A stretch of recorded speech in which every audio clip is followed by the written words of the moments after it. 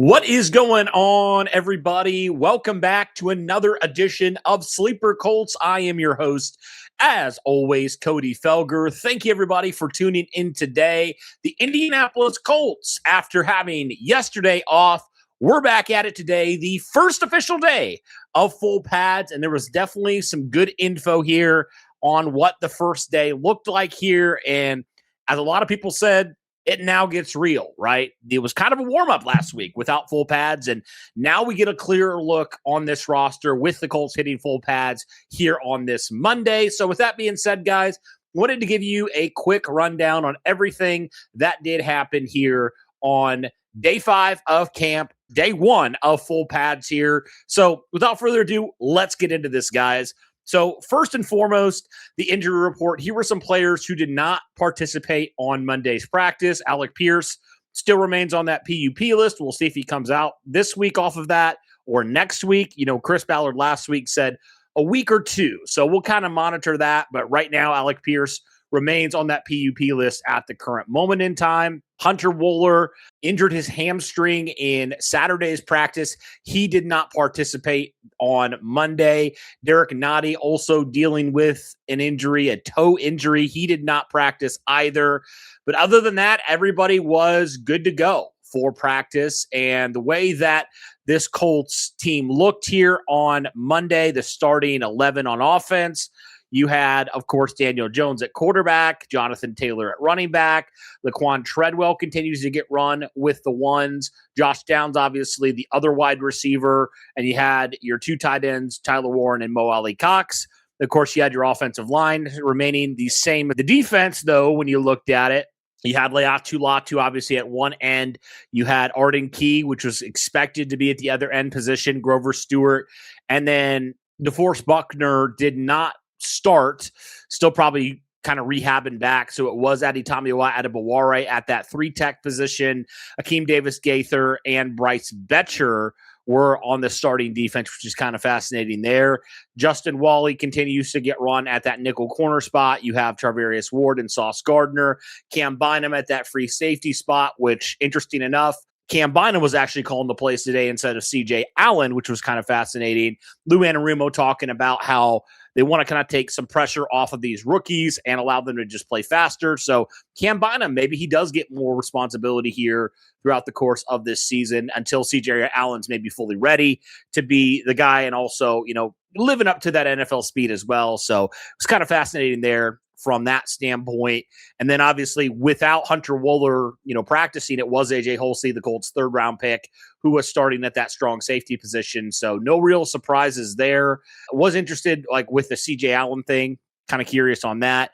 And then obviously with that other end position, you always want to continue to monitor that as well. Now, when kind of looking at what happened during today's practice outside of the injury report, not a ton from the passing game today, kind of a quieter day. Daniel Jones, 5 of 7, had some completions to Tyler Warren, Josh Downs, Ashton Dulin, Laquan Treadwell, and Jonathan Taylor. We initially got to see Anthony Richardson as the backup.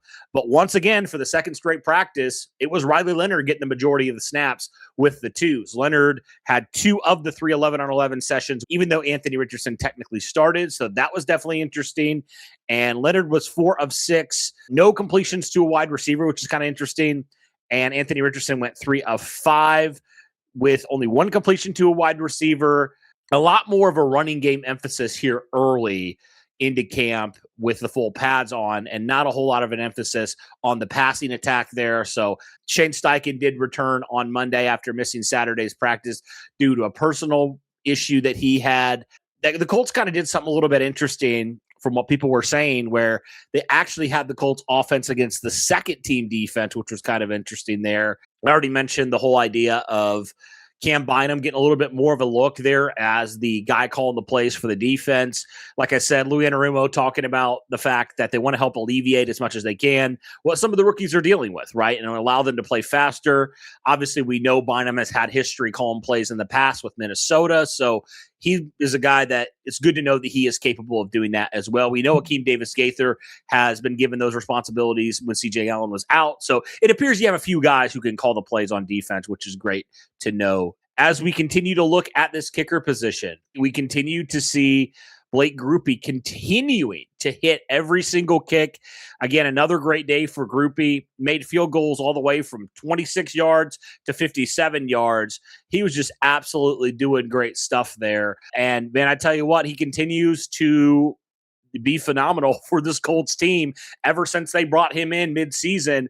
He has been an absolute stud at kicker. And so it's great to see a kicker with that type of swagger. That's what people were commenting on. Right now, it appears Blake Grupe is the front runner for that kicker position. I mean, obviously things are subject to change, but so far, so good when it comes to Blake Grupe, which is definitely great. Seth McGowan, I've already mentioned him before. He had a couple nice practices in a row, which I think is definitely interesting there. I think that's really it, guys. Not a ton today. A couple rookies maybe making a couple plays, but nothing too crazy. A real, like I said, real run-heavy emphasis here for this team in day one of full pads, but we'll have to see what day two in full pads holds. Tomorrow, the Colts will practice again in the morning on Tuesday. They will have a Wednesday off, and then they will have a Thursday night practice.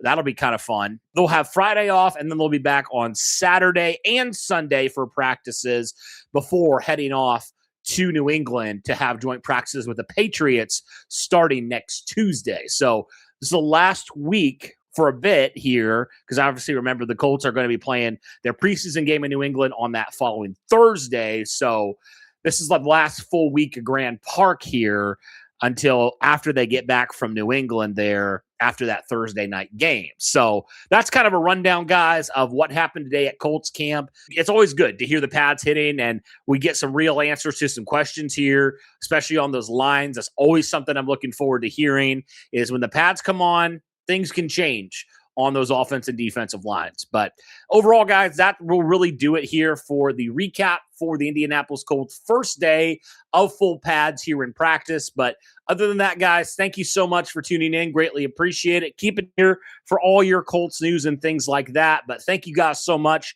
for tuning in today. And as always, guys, have a good one.